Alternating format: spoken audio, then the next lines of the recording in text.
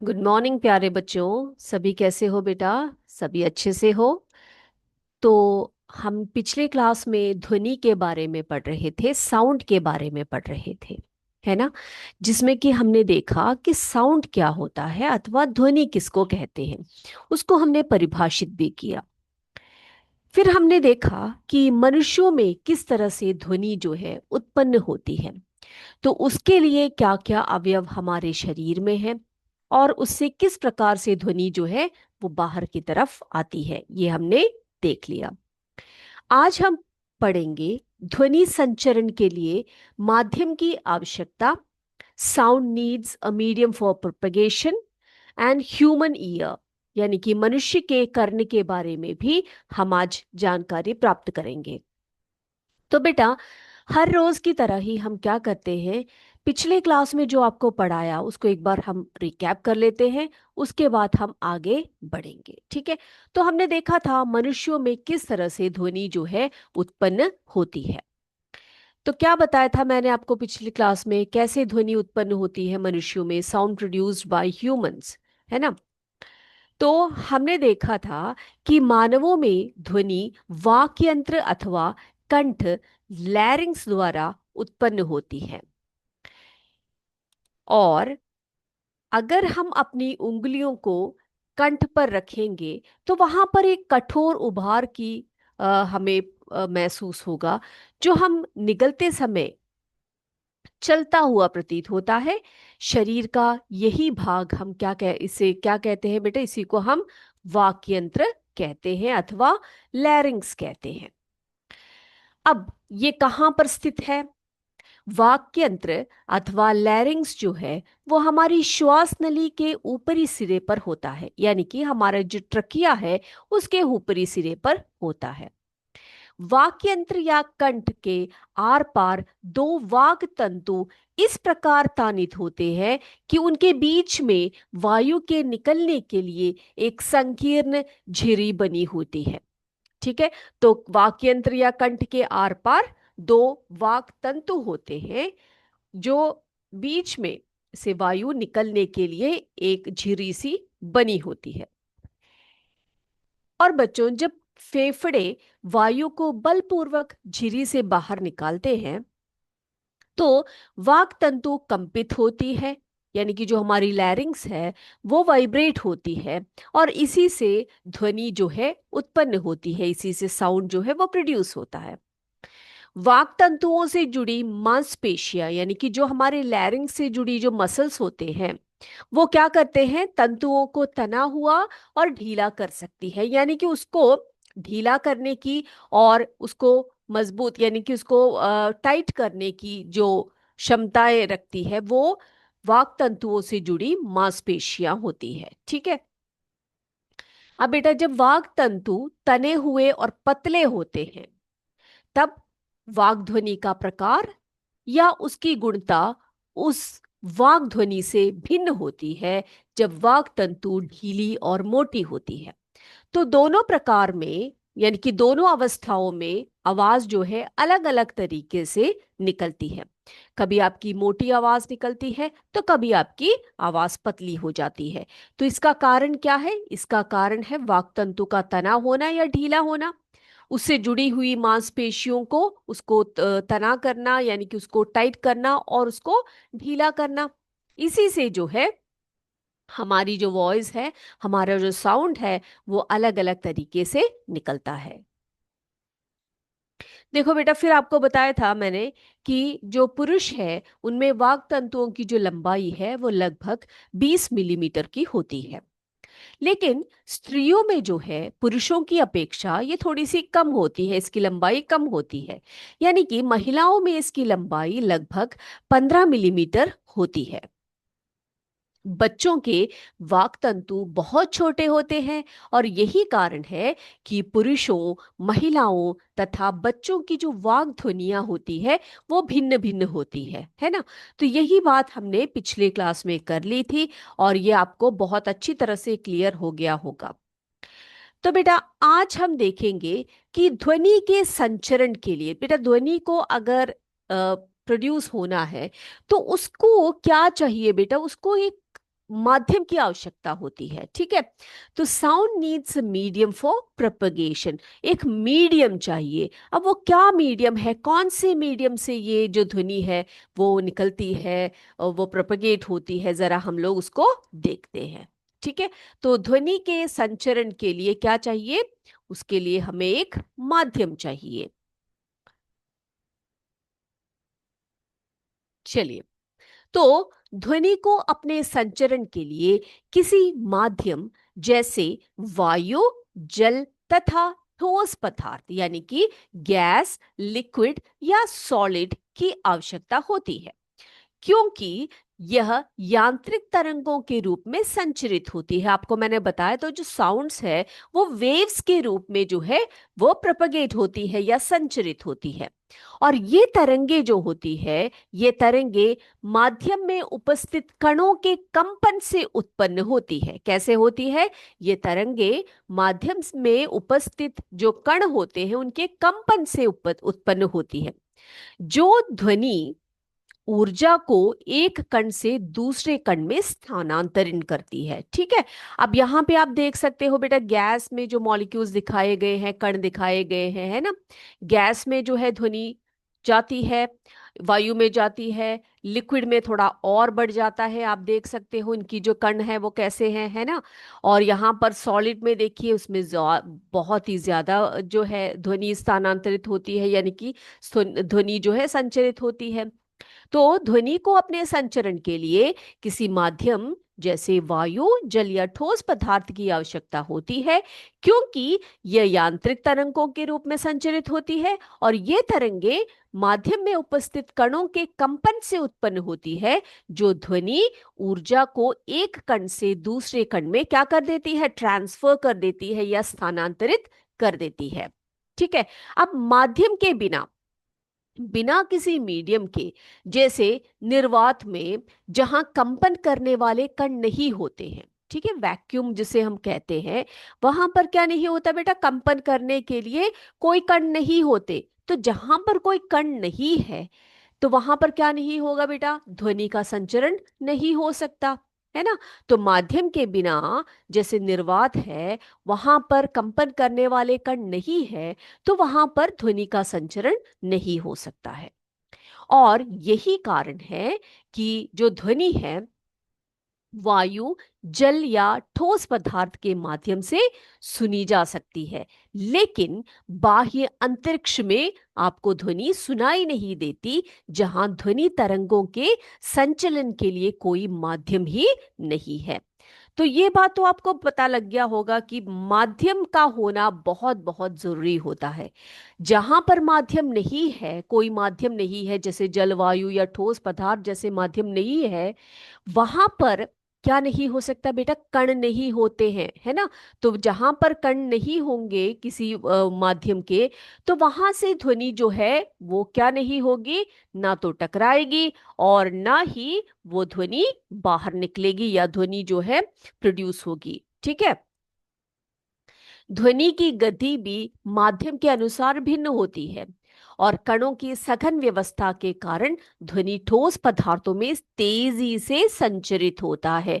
अब बेटा मैंने आपको बताया कि जो वायु है उसके कण, और फिर हमने देखे जो क्या बोलते हैं, ये जो ठोस पदार्थ है उसके कण देखे हमने, है ना।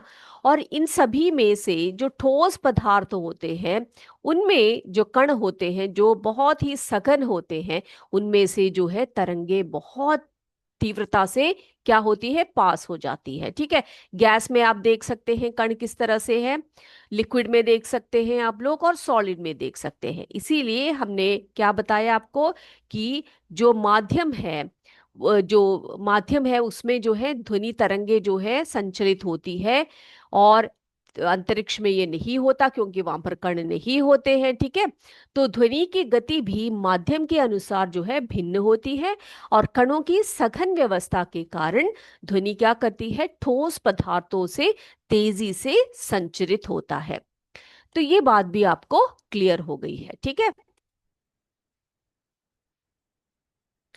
चलिए बेटा, अब हम बात करते हैं कि हम कानों से ध्वनि को कैसे सुनते हैं। हमारे कान जो है हमारे कानों से हम ध्वनि को सुन सकते हैं। तो हमारे कानों से हम ध्वनि को कैसे सुनते हैं? ठीक है, इसको पढ़ने के लिए, इसको जानने के लिए हम क्या करते हैं? सबसे पहले तो हमें क्या करना है कि हमारे जो कान है ना, उसके भागों को, उसके जो पार्ट्स है उसको हमने जानना जरूरी है, बहुत जरूरी है।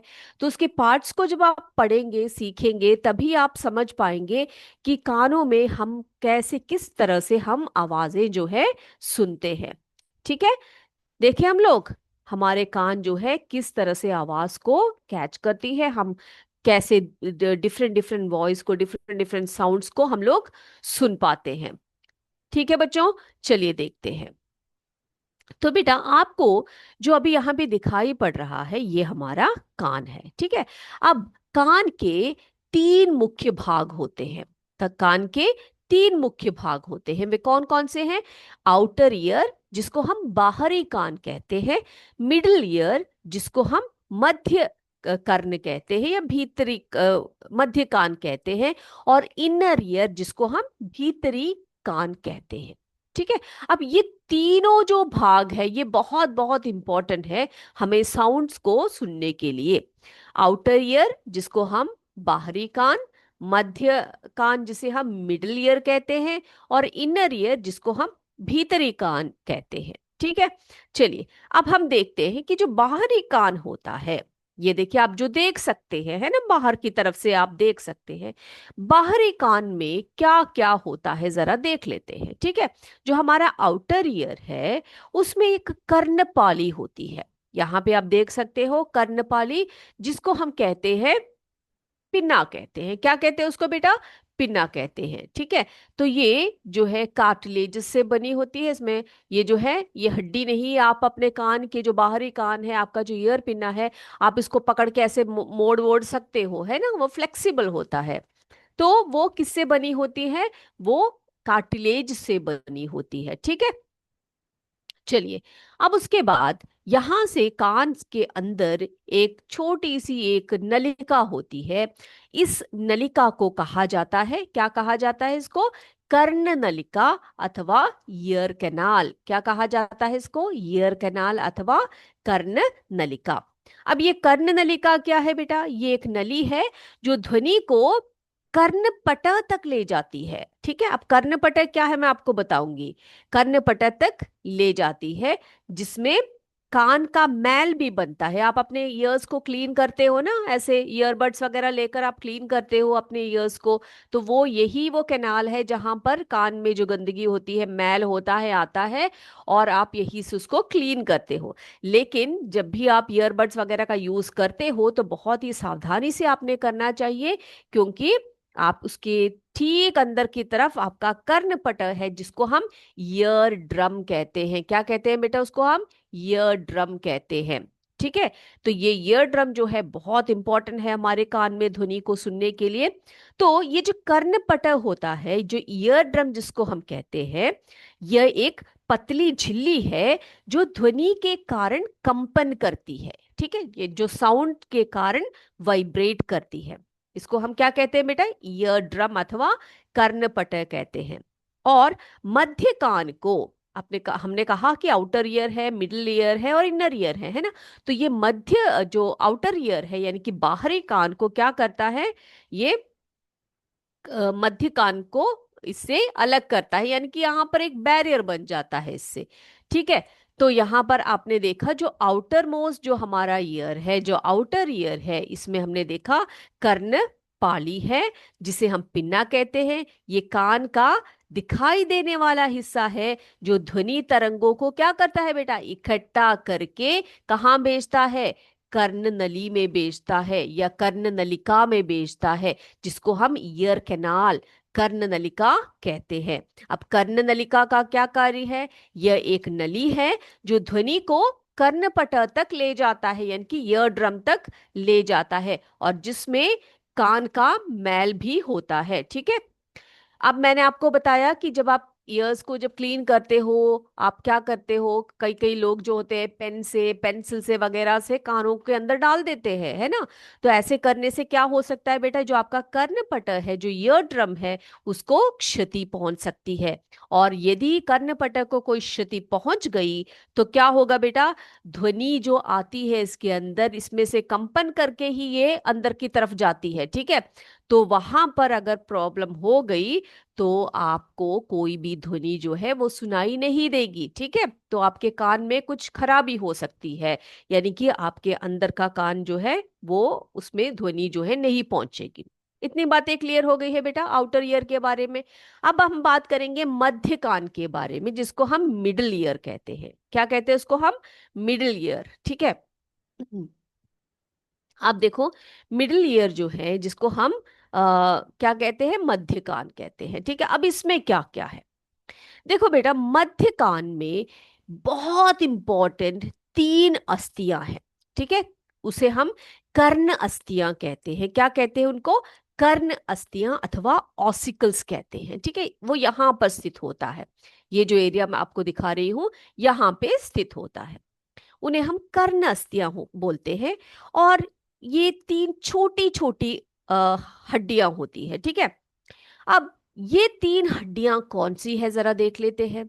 तो बच्चों, ये बहुत इंपॉर्टेंट है। ये तीन हड्डियां होती है मैलियस, ठीक है, मैं यहां पर ऐसे लेबल करूंगी। पहला है, ये रहा मैलियस, यहाँ पे इसको हिंदी में हथौड़ा कहा जाता है, क्योंकि इसका आकार जो है हथौड़े जैसा है। ये है मैलियस, ठीक है। अब दूसरा जो नलिक जो दूसरी जो हड्डी है उसको कहा जाता है इंकस। क्या कहा जाता है बच्चों? इंकस अथवा निहाई। तो ये दूसरा अस्थि हो गया बीच मध्य कर्ण का, ठीक है। अब तीसरी जो हड्डी है, जो अस्थि है, वो है स्टेपिस, जिसको हम रकाब कहते हैं। स्टेपिस ये रहा, ठीक है। तो ये तीनों अस्थियां मिलकर कर्ण अस्थियां बनाती है, जिनको हम ईयर ऑसिकल्स कहते हैं। अब ये तीन अस्थियां कौन सी है बेटा? तीनों के नाम बताए मैंने आपको, हथौड़ा, मैलियस, ठीक है। दूसरा है इंकस, जिसको हम निहाई कहते हैं। और तीसरा है रकाब, ठीक है। ये तीनों हड्डियां मिलकर ईयर ऑसिकल्स बनाते हैं, कर्ण अस्थियों का निर्माण करते हैं। अब ये तीनों अस्थियां जो है, ये कर्ण पटल से आने वाले कंपन को, यहां से जो आती है ना, ईयर ड्रम से जो आवाज की कंपन आती है, उसको क्या करती है? प्रवर्धित करके आंतरिक कान तक पहुंचाती है, यानी कि जो हमारा इनर ईयर है वहां तक पहुंचाता है। इतनी बातें क्लियर है बच्चों को? ये तीनों अस्थियां जो है, ये जो तीन ईयर ऑसिकल्स है, ये जो छोटी छोटी हड्डियां हैं, मैलियस जिसको हथौड़ा कहते हैं, इंकस जिसे हम निहाई कहते हैं, और स्टेपिस जिसको हम रकाब कहते हैं, ये कर्णपट से आने वाले कंपन को प्रवर्धित करके आंतरिक कान तक, इनर ईयर तक पहुंचाते हैं। ओके, चलिए अब हम बात करते हैं इनर ईयर की, यानी कि हमारे जो भीतरी कान है उसकी बात करते हैं, ठीक है। चलिए, अब भीतरी कान की अगर हम बात करते हैं तो यहां पर आप देख सकते हैं, ये आप देख सकते हो बेटा, एक स्नेल के आकार का ऐसे हाईली कॉइल्ड एक स्ट्रक्चर आपको दिखाई पड़ रहा है ना, घोंगे के आकार का। देख रहे हो आप लोग यहाँ पे, है ना। इसको क्या कहा जाता है पता है? इसको कहा जाता है कर्णावृत। क्या कहा जाता है? कर्णावृत अथवा कॉक्लिया। कर्णावृत अथवा कॉक्लिया इसको कहा जाता है, ठीक है।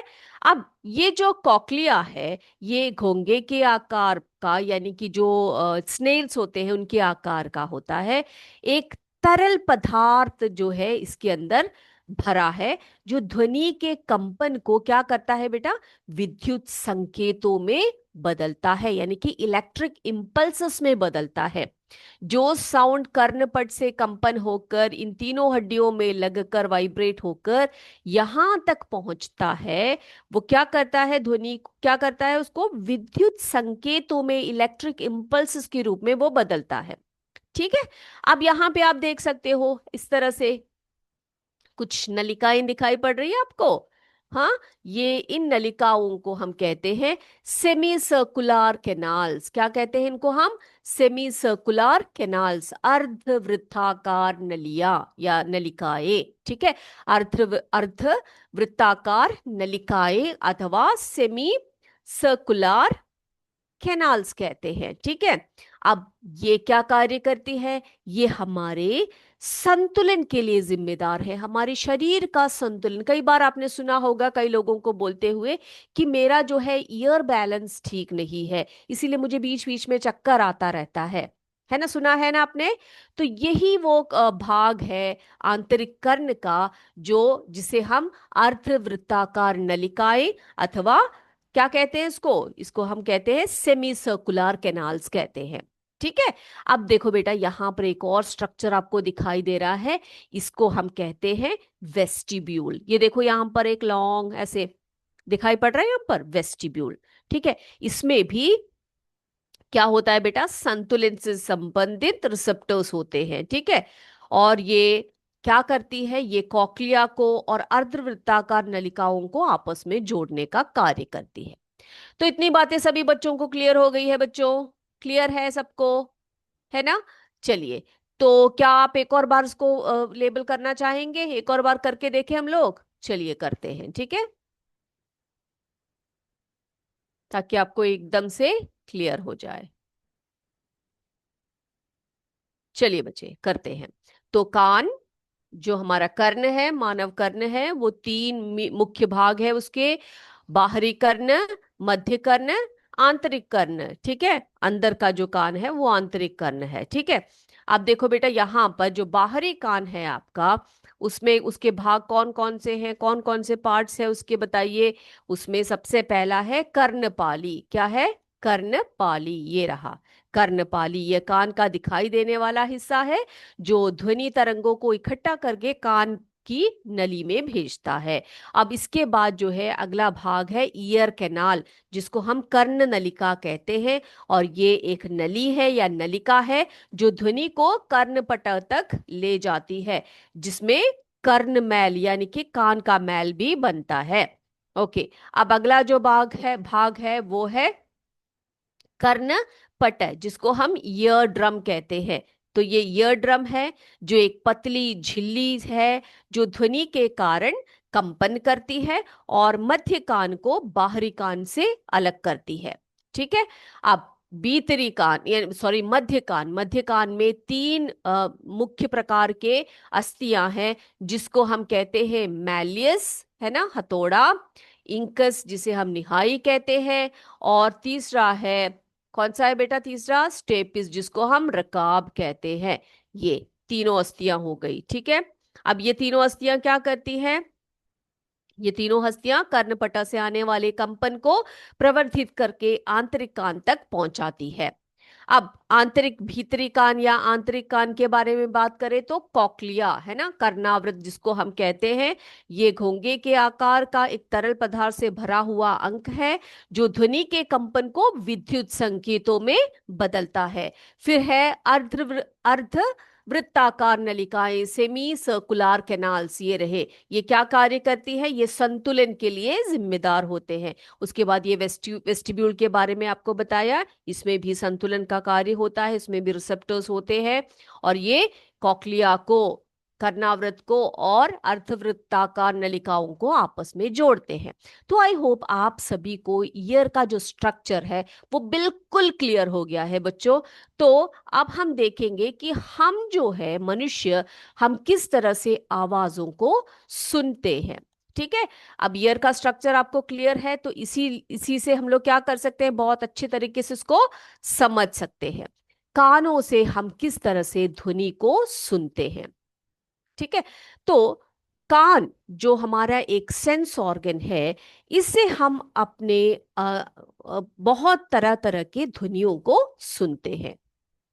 अब देखो बेटा, ध्वनि तरंगे जो है बाहरी कान में प्रवेश करती है ना, आपको बताया मैंने, बाहरी कान में प्रवेश करती है, और जो कर्ण नलिका है आपकी, यानी कि जो आपका ईयर कैनाल है, उससे होकर गुजरती है। ठीक है, उसके बाद ध्वनि तरंगे कान के पर्दे को कंपनित करती है। ईयर ड्रम है ना, ईयर ड्रम के बारे में आपको बताया मैंने। तो ईयर ड्रम जो है उसमें आकर ये जो ध्वनि तरंगे हैं वो क्या करती है, वो कंपन करती है ना।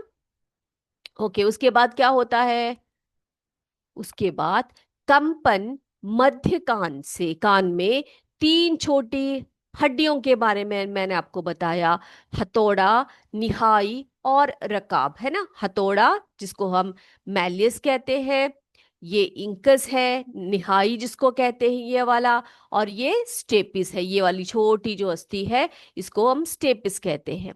तो कंपन जो है मध्य कान में तीन छोटी अस्थियां जिनको हम ईयर ऑसिकल्स कहते हैं, यहां तक पहुंचती है और ध्वनि को बढ़ाती है। अब ये कंपन क्या करती है, आंतरिक कान में स्थित कॉक्लिया तक प्रेषित होती है। यानी कि जो आंतरिक कान है, आंतरिक कान का जो कॉक्लिया है, मैंने आपको बताया था कॉक्लिया क्या है ना।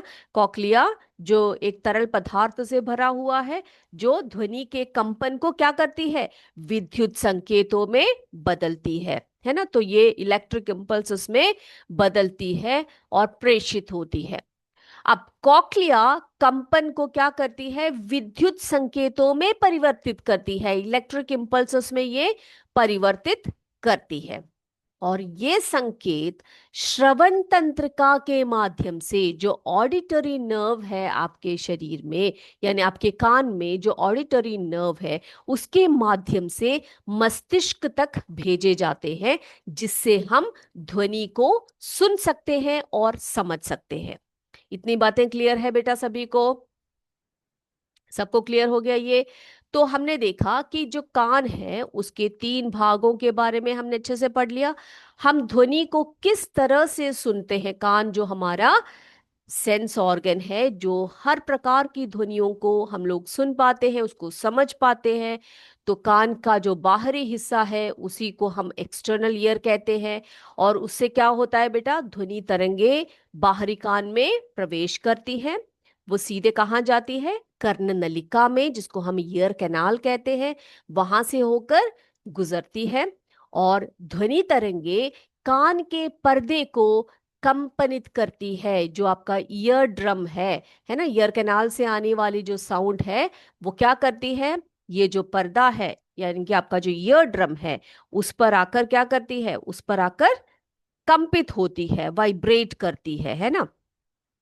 जिसे हम क्या कहते हैं, कर्णपटल कहते हैं। क्या कहते हैं उसको हम, कर्णपटल, जो ध्वनि के कारण कंपन करती है, ऐसे वाइब्रेट करती है। और मध्य कान से इसको क्या करती है, एक्सटर्नल ईयर को ये डिवाइड करती है, यानी कि इसके बीच में ये सेपरेशन होता है ना। ओके, उसके बाद क्या होता है बच्चों, फिर ये बहुत ही इंपॉर्टेंट वाला हिस्सा, इसको आपने याद रखना है, बिल्कुल भी भूलना नहीं है इसको। इसको हम मध्य कान में जो है हमारे ईयर ऑसिकल्स है, कर्ण अस्थियां हैं, ये तीन अस्थियों से बने हुए हैं, तीन बोन से बने हुए हैं। ये इसमें से पहला है हथौड़ा, जो हथौड़े का शेप का है, ठीक है, इसको हम हथौड़ा कहते हैं, इसे हम मैलियस कहते हैं इंग्लिश में, है ना, मैलियस। और दूसरा यहाँ पर ये वाला हड्डी, ये छोटी सी हड्डी जो है ये है इंकस, जिसको हम निहाई कहते हैं। और ये छोटा वाला, ये तीसरा वाला, जिसे हम स्टेपस या रकाब कहते हैं, ठीक है। अब ये तीनों जो अस्थियां हैं, ये जब मध्य कान में जो कंपन पहुंचता है तो ये ध्वनि को बढ़ाता है। ये क्या करते हैं, ये तीनों अस्थियां, ये कर्णपटल से आने वाले कंपन को प्रवर्धित करती है, वाइब्रेट करती है, बहुत अच्छे तरीके से वाइब्रेट करती है और आंतरिक कान तक, इनर ईयर तक पहुंचाती है, ठीक है, आंतरिक कान तक ये पहुंच जाती है।